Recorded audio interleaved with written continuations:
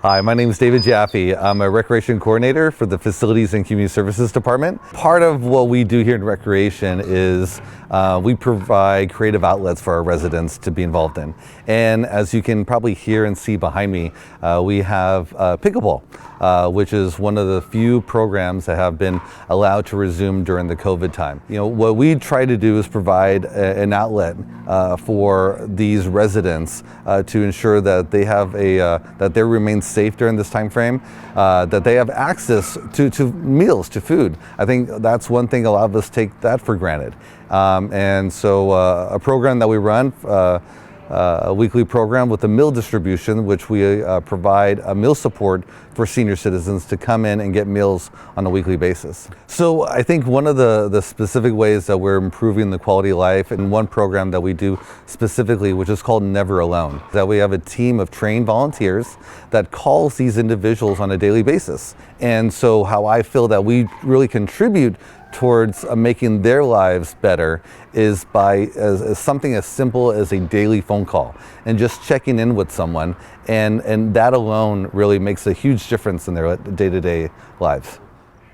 Coming into our facilities where you see the public engaged in something positive, you see that the public is connecting, making connections, and you see that foundation of community that's forming.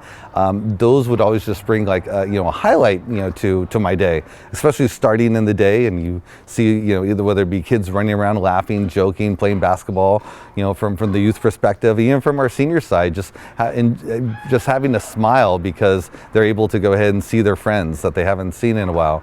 So as we transition to a COVID era style, I think that's been the hardest, is that going into these same facilities that are now empty. And so looking at how do we still provide that connection during this time frame. And that's where I feel that we've done an incredible job of thinking outside the box and creating different ways for the public to reconnect. And primarily a lot of it is through social media and through virtual services. So we've transitioned a lot of these same programs that people would physically come in and take part in to virtual programs. A good example is Halloween, where traditionally, Halloween is connected to trick-or-treating. Here in town, we have a long-standing tradition of doing trick-or-treating in our historic downtown area. So rather than telling the community no, we've tried to look at how we can still celebrate in a safe and a socially distanced manner. And for Halloween, I think this is a great example. We transitioned trick-or-treating to a drive-through experience. Redlands means family, actually, to me. Primarily because Redlands is my second family, and it goes beyond just the people that I work with, my coworkers. It's the people I work for. The residents of this town are my second family.